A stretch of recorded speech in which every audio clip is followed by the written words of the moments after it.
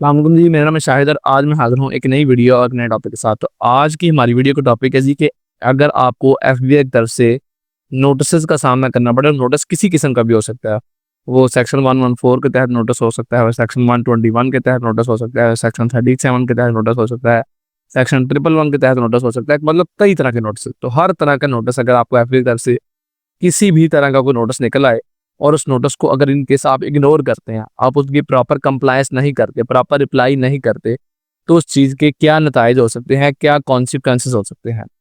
तो आज के टॉपिक के अंदर इंशाल्लाह हम यही डिस्कस करेंगे। तो सबसे पहला जो कॉन्सिक्वेंस यही है कि अगर इन केस आप किसी नोटिस का, जो भी आपको किसी किस्म का भी नोटिस निकला हुआ है, आप उसका प्रॉपर रिप्लाई नहीं करते, तो ऑब्वियसली एफबीआई उसको एक्स पार्टी कंसिडर करके जो भी आपके खिलाफ एक्शन बनता है वो एक्शन लेगा।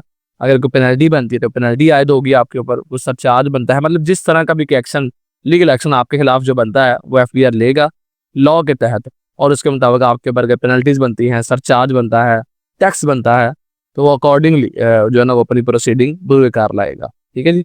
उसके बाद जी मजीद एफबीआई क्या कर सकता है, आपको वो टैक्स पे करने का या पेनल्टी पे करने का नोटिस भेजेगा, और अगर इनकेस आप उसको पे नहीं करते, तो उसके जब उनका रिकवरी का डिपार्टमेंट मुतहरक होता है, तो वो क्या कर सकते हैं, वो आपका बैंक अकाउंट भी सीज कर सकते हैं, आपके जो एसेट्स हैं उनको सीज कर सकते हैं।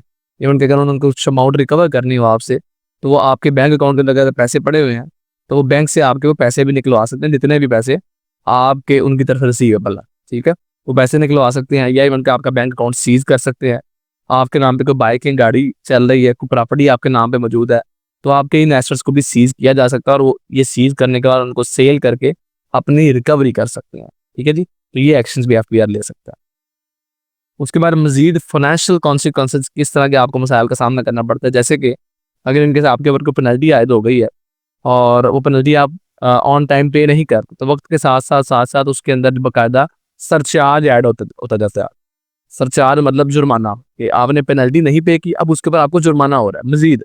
ठीक है, तो ये भी मतलब एक आपका फाइनेंशियल लॉस है, कि मतलब लॉस तो पहले हुआ था, लॉस अब डे बाय डे इंक्रीज होता जा रहा है।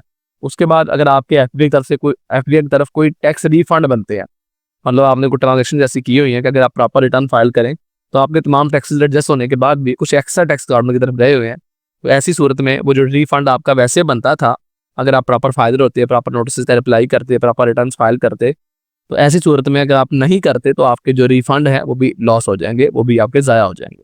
उसके बाद आपका जो क्रेडिट स्कोर है, जिसको क्रेडिट असेसमेंट कहते हैं, वो भी इम्पैक्ट होगा, कि अगर इनके साथ प्रॉपर फाइलर नहीं है, ये प्रॉपर एफबीआर को अपनी रिटर्न्स फाइल नहीं कर रहे, या प्रॉपर नोटिस की कंप्लायंस नहीं कर रहे, तो इस चीज़ से जो है ना वो आप डिफॉल्टर की लिस्ट में आ जाएंगे एफबीआई की नज़र में। और वो डिफॉल्टर की लिस्ट के तहत बाकायदा जो है ना वो आपका क्रेडिट स्कोर इम्पैक्ट होगा, और अगर आप किसी कहीं लोन वगैरह अप्लाई करते हैं, तो उसके लिए भी आपको रिस्पॉन्सिबल पर्सन नहीं कंसिडर किया जाएगा। तो ऐसी सूरत में भी आपको ये भी एक फाइनेंशियल लॉस का सामना करना पड़ेगा। अब आपकी तरफ से कौन कौन से एक्शन से रिक्वायर्ड होते हैं जब आपको किसी किस्म का नोटिस आए, तो सबसे पहली बात, अगर आप खुद इतने एलिजिबल हैं, आपको लॉ का इतना पता है, तो आप अपनी तरफ से जो भी उसका कोई प्रॉम्प्ट रिप्लाई बनता है वो लाजमी जमा करवाएं। और अगर वो आपको ऑफिस में अपीयर होने का कह रहे हैं, तो पहली फुर्सत के ऊपर उस डेट से पहले पहले, जिस डेट की भी वो बात कर रहे हैं, नोटिस के अंदर जो कि डेट लिखी होती है, वो उस डेट से पहले पहले आप उनके ऑफिस में बाकायदा अपीयर हों। ठीक है जी। अब अगर इनके साथ आपको नहीं पता कि नोटिस क्या कह रहा है, नोटिस की उनके स्टडी करना भी नहीं आ रहा है, नोटिस की जो लैंग्वेज है वो आपको समझ नहीं आ रही, तो ज़ाहिर है ये आपकी फील्ड तो नहीं है, तो इस हवाले से आप किसी प्रोफेशनल कंसल्टेंट की एडवाइस भी ले सकते हैं, और उसको भी इस हवाले से हायर कर सकते हैं। जैसे कि मैं एक कंसल्टेंट हूँ, इस हवाले से आप लोग मुझे भी हायर कर सकते हैं। मेरा नंबर जो नीचे व्हाट्सएप के ऊपर मौजूद है, व्हाट्सएप का नंबर। और मतलब आपको प्रोफेशनल, अगर आपके इलाके में कोई प्रोफेशनल है, आप उससे मिल के बैठ के बात करना चाहते हैं, तो एक प्रॉपर प्रोफेशनल कंसल्टेंट से रजू करें, और वो भी इस वाले से आपको तमाम जो है ना वो एक डायरेक्शन दे देगा कि आपने एग्जैक्टली करना क्या, नोटिस क्या कह रहा है, अब आपने करना क्या है आगे। और उसके बाद आप कि जो भी ज़ाहिर है आपको प्रॉपर नोटिस आया था, और उस नोटिस के तहत आपने रिप्लाई नहीं किया, जो भी मामला है, अब ऑब्वियसली आपका केस ओपन होगा, और डॉक्यूमेंट्स आपको जमा करवाने पड़ेंगे।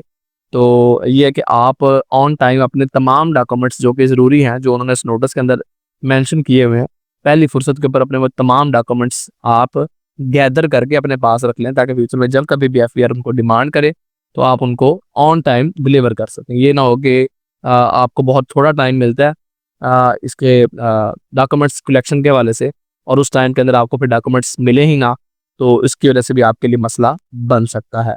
तो उम्मीद है जी आज की वीडियो आपको समझ भी आई होगी, पसंद भी आई होगी।